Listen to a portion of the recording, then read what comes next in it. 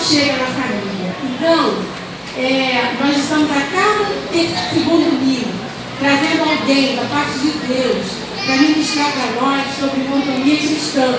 E a aplicação é diretamente na minha vida e na vida da minha família. Então hoje nós estamos aqui com o pastor Roberlan Julião.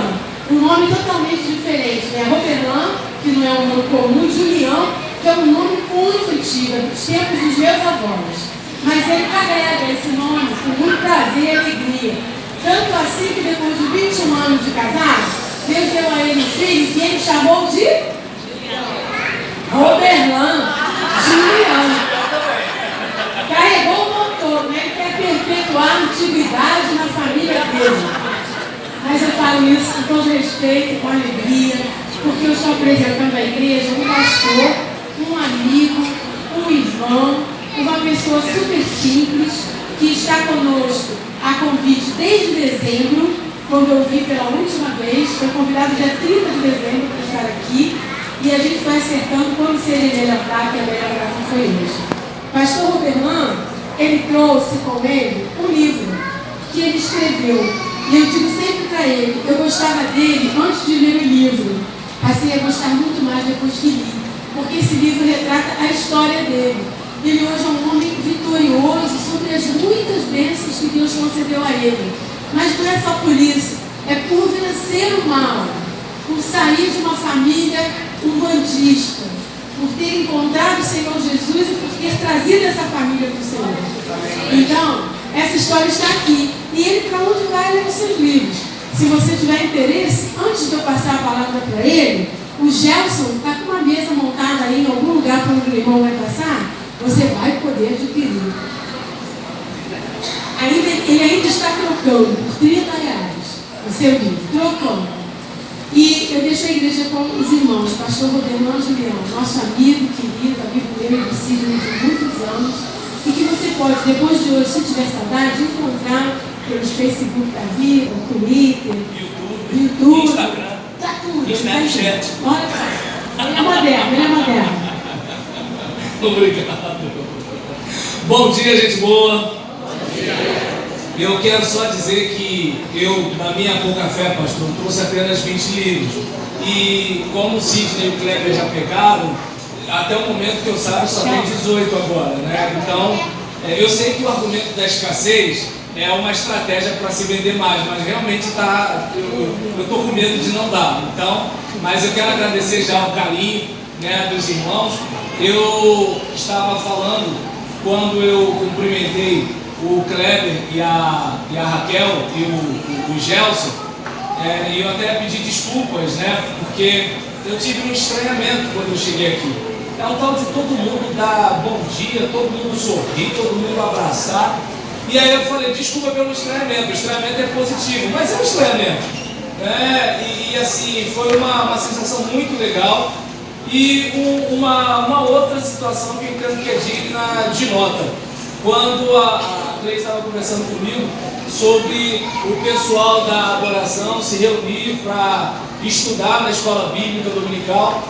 E aí eu até perguntei, eu falei, Cleide, os levitas daqui estudam na EBD, né? Aí eu não sou da igreja do apóstolo Valdomiro não, mas o aplauso de pé, pessoal. E aí nesse caso, né, são dois estranhamentos, muito obrigado, meu irmão, dois estranhamentos positivos, e eu fico muito feliz, né, de encontrar um lugar e encontrar pessoas que dão esse feedback. Então pode ter certeza absoluta que eu saio daqui voltando para minha casa com mais esperança de que algumas coisas são possíveis de acontecer na Igreja de Deus. Estou muito feliz por ter conhecido vocês. Mas espero também, mais uma vez, que além do argumento da escassez, esse do elogio não é para vender os livros, mas se você comprar, não tem problema. Por favor, não confunda. Mas eu fui chamado aqui para falar sobre mordomia e sobre mordomia da responsabilidade. Eu lembro quando eu cheguei à Igreja Batista, que o pastor falou que ia dar um estudo sobre mordomia. E na minha cabeça, mordomia era o que a minha mãe falava. Roberlan, para de mordomia, tá? A mordomia vai acabar, uma coisa mais ou menos E aí até vi a mente, mordomia, é o ofício do mordomo. O mordomo é aquele que toma conta e administra algo que não é seu. Então demorou um pouco, porque ainda fica na minha cabeça, chega de mordomia. Mas eu peço que você abra a sua Bíblia em Mateus, capítulo 12, versículo 33 até o 37. E quero até registrar aqui meu agradecimento, né? A Laura tá aí? Tá aí embaixo? Opa! Foi tão gentil comigo, o culto acontecendo, o pessoal aqui tocando, olhando para lá, a letra precisando passar, e a gente querendo usar ali o pedestal, e a gente tentando mexer, porque ele é para câmera, né? E eu pensei que ele era para celular e não era, e aí caiu uma peça, ela olhava, ajudava, deu a senha, colocou, então não tem como a gente não guardar isso. E Laura? Ah, errei o nome? Ah, que susto! Ah, é filha dele? Ah, não, se quebrar essa tela dá 350 reais. Aí nesse caso, não, vocês estão rindo? Meu filho, ele foi lá, puxou assim o celular, caiu assim, ó, de frente. Aí eu chego na loja do técnico e ele fala assim: e aí, Roberto, tudo bem? Não está tudo bem. O meu filho teve um encontro com o meu aparelho de celular. E aí chegou, caiu, ficou tudo preto. E aí ele saiu igual um patinho para pegar outra coisa. Ele foi lá só para isso, né? Então eu não posso ver celular cair. Eu sou do tempo do Xing Ling, que caía, soltava tudo, bateria voava. Agora já dá um medo, um pânico, porque você pensa, trincou até. Mas, seguindo, em relação ao texto bíblico, vamos lá. Versículo a partir do 33. Diz aqui: considere, uma árvore boa dá fruto bom, e uma árvore ruim dá fruto ruim. Pois uma árvore é conhecida por seu fruto. Isso mesmo, é conhecida por seu fruto. Raça de víboras, como podem vocês, que são maus, dizer coisas boas? Pois a boca fala do que está cheio o coração. O homem bom, do seu bom tesouro, tira coisas boas, e o homem mau, do seu mau tesouro, tira coisas más. Mas eu lhes digo que, no dia do juízo, os homens haverão de dar contas de toda a palavra inútil que tiver falado, pois por suas palavras vocês serão absolvidos e por suas palavras serão condenados. Agora vamos para o Lucas, capítulo 16, versículo 2. Lucas 16, versículo 2.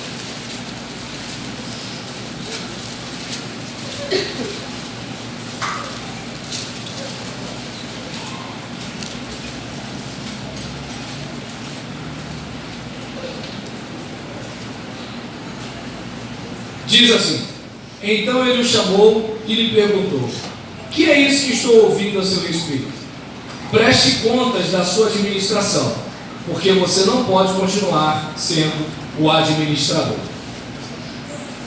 Então, nós vimos aqui uma situação em que alguém que é dono de algo está pedindo contas de alguém que tinha o trabalho de tomar conta desse algo. Quando eu era criança, o brinquedo das crianças não era meio de comunicação. O brinquedo das crianças era brinquedo. E nem todo mundo tinha bicicleta. Eu, por exemplo, quando eu fiz 8 anos, em vez de ter uma bicicleta pequena como os outros garotos da minha idade, meu pai comprou uma monareta Aro 20, só os fortes devem lembrar disso, uma monareta, um fez joinha lá, uma monareta Aro 20, que eu tinha que andar às vezes em pé até eu poder ganhar altura e poder usar direitinho. Ela me acompanhou até os 20 anos de idade. E assim, não aprendi a ser pobre em tutorial não, tá gente? Nem com a apostila, eu aprendi de verdade. E aí, eu lembro que quando a gente não tinha bicicleta, a gente falava com um colega: deixa eu dar uma voltinha. E aí o colega deixava, e dependendo de como a gente andava, porque na frente do colega a gente andava direitinho, mais longe do colega, subia a calçada, descia, fazia, acontecia, e às vezes tinha aquela situação do colega pegar. E aí vem a prestação de contas, olha, fulano eu não deixo mais. Trazendo para o nosso contexto aqui, dados os textos que nós conversamos, é importante a gente observar que não somos donos de nada. Deus é dono de tudo. Hoje você é jovem, mas a juventude uma hora vai embora. A saúde um dia vem, outro dia vai. Às vezes problemas crônicos batem a nossa porta. Casamos, às vezes o cônjuge morre, fica acamado, sequelado de algum tipo de doença grave, de algum tipo de acidente. Eu não sei se dá para perceber que nós não temos absolutamente nada. Nossa juventude vai embora, a saúde vai embora, os filhos vão embora, seja porque casaram, seja porque morreram. Nós não temos nada. Hoje nós estamos numa empresa, amanhã somos mandados embora. Hoje estamos no ministério, amanhã podemos estar em outro. Mas eu não sei se dá para você perceber que nós sofremos de uma ilusão de perenidade das coisas. Nós passamos por uma tentação como se eu sempre vou ter isso aqui. E muitas vezes nós trocamos Deus pela tal da felicidade. E ficamos sem os dois. Porque Deus é aquele que está conosco em todas as situações. E se nós deixamos Deus por causa de alguma coisa passageira, a gente pode até curtir aquela coisa, mas quando aquela coisa acabar, porque vai acabar, a gente tem o que, Deus? A gente não tem para onde voltar. A gente não tem chão para pisar. A gente não tem onde segurar. E esse é o problema de muitos, inclusive cristãos. Eu, por exemplo, amo pregar, amo ser pastor, mas não posso idolatrar isso. Eu preciso a cada dia estar disposto, com desprendimento, a jogar tudo pela janela por amor a Cristo. Aí talvez alguém diga, como assim? Porque muitas vezes eu posso ser seduzido a pregar uma coisa que as pessoas gostam, só para mantê-las. E aí virou uma idolatria. E eu estou tratando uma coisa que é de Deus como se fosse minha, a fim de preservar. Percebeu? Não precisei beber cachaça, não precisei cantar que eu conhecia a Jennifer no Tinder, não precisei fazer nada disso. Então eu não sei se você perceber que nós podemos estar em comunhão e afastados na mesma religião. Nós podemos estar aos pés do Senhor e desviados nas reuniões da igreja. Porque nós podemos tratar qualquer outra coisa que não Deus como Deus. E aí, quando a gente tem a consciência de mordomia, a gente já tem aquela ideia de eu estou curtindo isso aqui, mas não é meu. Eu estou andando nessa bicicleta, mas ela não é minha. Eu estou com meu filho no braço, mas ele não é meu. Eu estou com a minha esposa, mas ela não é minha. Que isso, pastor? Ué, se você morrer, ela vai casar de novo, não, filho? A minha disse que não vai, eu não acredito. E aí, nesse caso, é um tipo de situação que nós não temos nada. Ah, pastor, você fala assim que você não conhece minha conta bancária. Vai fazer transferência para lá quando você vai? O que a gente trata aqui como algo precioso, que é o ouro, lá serve como asfalto. Qual o valor disso? Estou considerando que você vai para o céu. Então, deu para entender? Não existe caminhão de mudança para o cemitério. A gente não tem nada. Tenho tantos imóveis. Morreu. Você é dono de quê? Nada. A gente vem pelado, careca, sem dente. Graças a Deus, se tem alguém para te vestir. Some com cabelo ou com dente, aí eu já não sei. Mas pelo menos roupa, alguém pode arrumar para você. Então eu não sei se dá para você raciocinar comigo que quando a gente tem essa consciência, a gente curte, mas não se apega idolatricamente, porque a gente sabe que vai passar. De repente, você pode estar apaixonada pela sua pele rica em colágeno, mas uma hora vai diminuir a quantidade de colágeno, minha filha. Desculpa dizer, vai diminuir. E já reparou aqui, geralmente quem passou dos 30 sabe o que é colágeno, viu? Ah, por quê? Porque quem tem 15 anos não precisa saber o que é colágeno. É que nem testosterona. Quem passou dos 40 sabe o que é testosterona. Quem tem 13 anos quer lá saber o que é testosterona, não precisa saber. Então eu não sei se dá para perceber que assim, isso passa. Passa. E aí, vindo para cá, né, para o que eu preciso compartilhar com você, eu, por exemplo, me reporto a questão de quando o senhor da vinha, ele deixa a vinha com os vinhateiros para eles cuidarem, eles tirariam algo para o seu sustento, mas entenderam o seguinte: eu estou tirando algo para o meu sustento, mas todo o retorno, o lucro está relacionado ao investimento que o Senhor fez. E aí quando ele vai lá para, vou pegar aquilo que me pertence, vou mandar os meus servos, aí espancam os servos do homem. Aí depois manda o filho, mata o filho do homem. E aí o próprio Jesus fala, olha, dizendo para os religiosos judeus, né, não sei se deu para perceber, eu não li isso aqui para você, tá? Eu li o que Jesus falou para os religiosos. E aí, nesse caso, né, porque de repente eu queria ter se assustado, né? Porque começou com tanta coisa boa e veio com um texto desse. Mas assim, é importante a gente observar que Jesus, ele está deixando claro, olha, Deus mandou os seus profetas, mas o povo fez o quê? Maltratou os seus profetas. Deus mandou o seu filho, o povo fez o quê? Rejeitou o seu filho. Por quê? Porque devido à ganância, se agarrou ao que não era seu e rejeitou o dono que deu a oportunidade e os recursos que aquelas pessoas tinham. É o que acontece algumas vezes. Deus de repente abençoa o crente, mas o crente, ele entende que ele tem o que tem porque ele é esforçado. E aí eu gosto de perguntar para essas pessoas: quanta gente mais esforçada que você não conseguiu o que você conseguiu? Já parou para pensar nisso? Ah, eu estudei, teve gente que estudou mais. Eu trabalhei, teve gente que trabalhou mais. Eu me esforcei para educar o meu filho, teve gente que se esforçou mais e não teve o que você teve. Eu consegui porque eu sou batalhador, teve gente que foi mais batalhador, mas não teve o pai, não teve a mãe que você teve, não teve a oportunidade que você teve, não teve os amigos que você teve. Dá para perceber quanta coisa, quantas variáveis estão fora do nosso controle e que Deus disponibilizou para a gente, como a palavra do irmão agora, quando ele parafraseou Romanos 8, 28, dizendo que tudo coopera, todas as coisas. Porque Deus está vendo o filme todo, a gente só está vendo um capítulo. Deus tem toda a história, a gente só está vendo aquele parágrafo.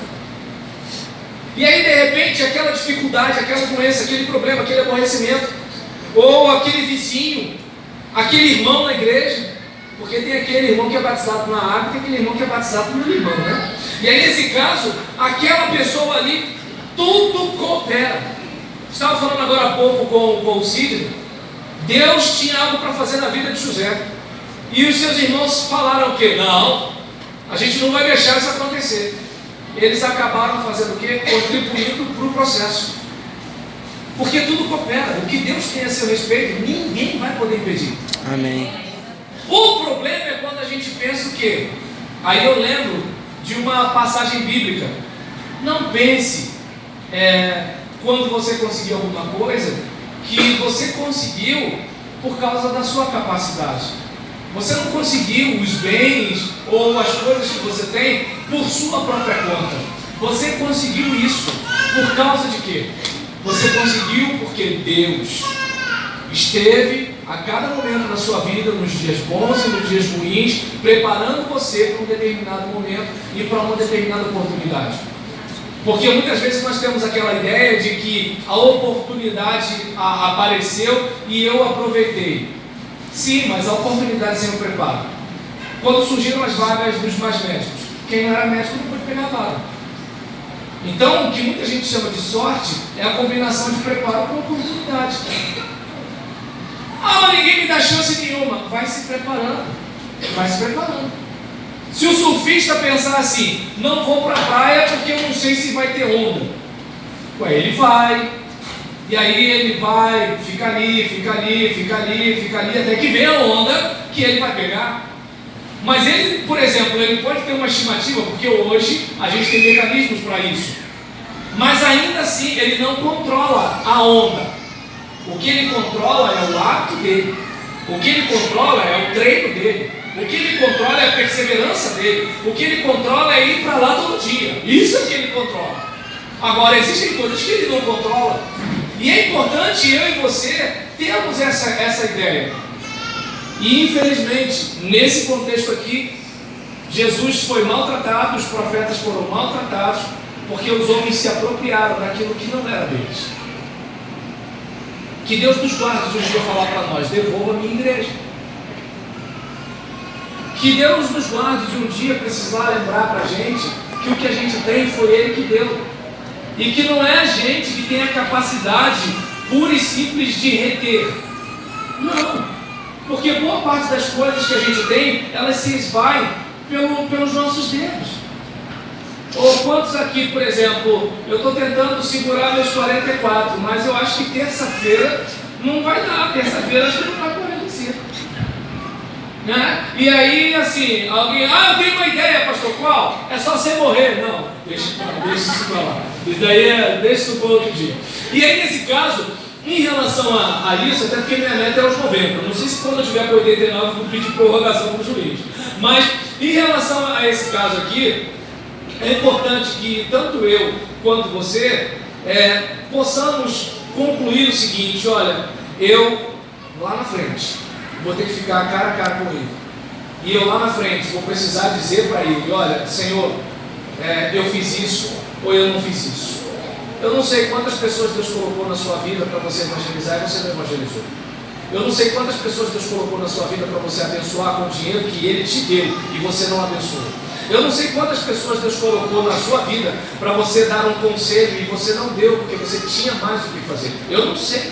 Eu não sei quantas coisas Deus tinha para realizar nessa igreja através da sua vida e não realizou através de você. Eu não sei isso. Eu só sei de uma coisa: Ele te deu dons, Ele te deu talentos, Ele colocou pessoas na sua vida, Ele colocou filhos para você criar, enquanto algumas pessoas oraram e não receberam esses filhos. Ele deu para você condições financeiras que algumas pessoas estão batalhando e ainda não têm. Ele deu para você uma família que algumas pessoas sonharam, aspiraram, mas nunca tiveram. Ele deu para você um marido ou uma esposa que de repente o seu vizinho, a sua esposa, que é uma pessoa super do bem, não conseguiu ter. E eu lembro muito disso quando eu penso em reclamar do meu carro.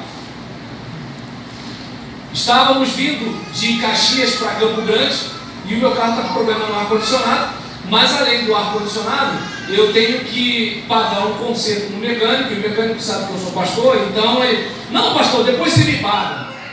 Tem que pagar, né? Eu sou um pastor tem que pagar. E aí nesse caso, ele já sabe, se ele não soubesse que eu sou pastor, não, brincadeira. E aí nesse caso, por exemplo, tem aquilo para pagar, tem o IPVA, porque se você não pagar tudo direitinho, eu já tenho a cor padrão, eu tenho o IMA, né? Então a Blitz vem, para aí, levanta para mim, tira o boné, roda para lá, vai para a esquerda, vai para a direita, tá? Levanta os braços, abre a porta, mala e tal. E aí, tem que estar tudo certo. Eu tenho que botar o pneu tem que estar legal, né? Então, não tem vistoria, mas tem vistoria, então o pneu tem que estar bacana, IPVA pago, documento direitinho, sim senhor, não senhor, né? E aí o que acontece? O ar-condicionado espera.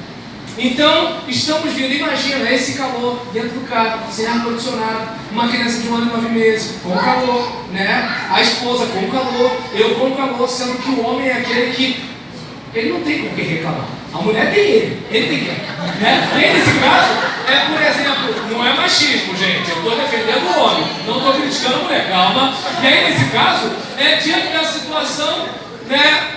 Mas tá calor, eu falei: mas já pensou se a gente estivesse saindo de um lado para o lado, andado até o ponto do ônibus, aguardado o ônibus, e aí o ônibus fica cheio, aí vai até o centro de Caxias, do centro de Caxias pega alguma coisa para Vigário Geral, aí de Vigário, de Vigário Geral, pega um ônibus na Avenida Brasil, pro centro de Campo Grande, e e do centro de Campo Grande pega o ônibus para o conjunto da Marinha, o ônibus 837. E sem ar-condicionado. Aí percebe que quando você olha para o que você tem, e aí você pensa, como seria a minha vida se eu não tivesse esse pouco que eu tenho? Olha como é que a gente admira o ovo de novo, se não tivesse o ovo. Ah, minha mãe é tão chata, tem gente que a mãe não tem. Deu para entender? Entendeu como é que é o negócio? Ah, mas o pastor, tem igreja que está sem pastor, o pessoal queria tanto um pastor. Entende como é que é o negócio? Ou seja, a gente às vezes é que nem o cara que tem namorada, quer jogar bola, né? Porque assim, não, eu ia falar isso, mas o eleitorado feminino não, deixa quieto. Aí o cara, ele tem namorada, quer jogar bola, né? Mas aí ele foi para casa da namorada.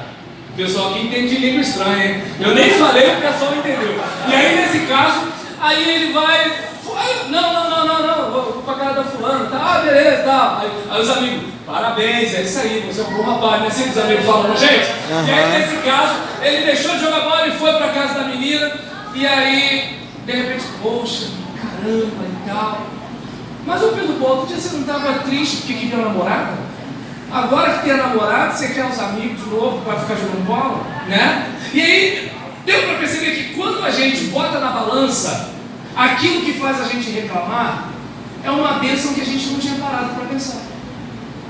Então, raciocina comigo que Deus está sempre cercando a gente de alguma coisa, mas a gente, em vez de agradecer, a gente murmura. Ah, que saudade dos ares do Egito. Cara, você era escravo lá, mas tinha melancia. Tá dando pra entender? É mais ou menos assim. Ah, eu era tão feliz. Você estava desempregado, cara. Não, mas esse chefe aqui, tá, mas esse chefe aqui, você passa por ele, né? E já pagou sua prestação, a mulher já foi no salão, já fez o cabelo, né? O fulano fez isso, o garoto já está com um iPhone 7, né? Porque as crianças estão desse jeito. E aí nessa situação, olha quanta coisa tem acontecido de bom. Então, quando você tem aquela ideia de que assim, olha, Deus tem o controle de tudo, Deus está cuidando da minha vida, Deus está trabalhando na minha vida, e eu vou tirar o proveito disso. Como quem usa o Facebook, eu vou curtir e vou compartilhar. Mas nada é meu. Não sei quantos aqui devem lembrar da época do Orkut. Foi tudo embora. A gente usava como arquivo nosso, né? Mas o Orkut acabou. Quem garante que não pode acontecer com o Facebook? Né? Então é o tipo de situação que assim, nós tiramos proveito. Mas quem disse que é para sempre? Aproveite sua juventude, aproveite o seu filho, aproveite sua esposa, aproveite seu marido, porque uma hora pode acabar. Pode acabar. E de repente. Por qualquer motivo. Qualquer motivo. E o mais sério é quando é a morte, porque você não tem como recuperar. É como quando a gente faz enterro, e aí a gente vê a pessoa. Eu queria ir junto. Aí às vezes dá vontade de você falar assim, mas miserável, não lavava uma louça para a mãe quando a mãe estava viva. Mas não pode, sou pastor. Aí eu abraço. Entendeu? Então é um tipo de jeito de ser pastor, é um negócio, né? É muito louco. É um tipo de coisa que assim, por que não ajudava a mãe? Por que não lavava uma louça? E o infeliz ainda vinha com o negócio de Shekinah. A pia é cheia de louça e ele está lá, eu quero Shekinah. Está entendendo? Então aí você olha para uma situação dessa, assim, valoriza o que você tem enquanto você tem, porque uma hora você não vai ter. Até para quando você deixar de ter, você poder ter aquela sensação de fiz o que pude enquanto pude, fiz com todas as minhas forças.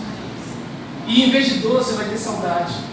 Em vez de remorso, né, você vai ter aquele sorriso. Já viu quando você lembra, né, do pai, do avô, da mãe ou de alguém que morreu, e aí você lembra daquela cor que antigamente não tinha a lei da pomada, né? Agora está assinado aí pela presidente Dilma. E aí nisso não falo presidenta, tá, gente? Porque eu não falo estudanta também, nem falo clienta. E aí nesse caso, em relação a presidente Dilma assinou, então não dá mais para bater, né? Alguns aí de repente até faz, né, na clandestinidade. Mas agora não pode. Né? Uma irmã da minha igreja falou assim: pastor, não toca nesse assunto, porque lá em casa a Dilma sou eu. E aí, nessa situação, né, por exemplo, porque as crianças não prestam atenção na mensagem, mas isso eles prestam atenção e levam para casa. O pastor falou, mãe. Né? E aí, nessa situação, a gente lembra da coça e lembra rindo. Né? Aí eu lembro da minha irmã, um dia minha mãe ia bater nela: mãe, eu tô com essa perna machucada, mas deixa que eu bato na outra. Né? Então é um tipo de coisa que assim, você viveu.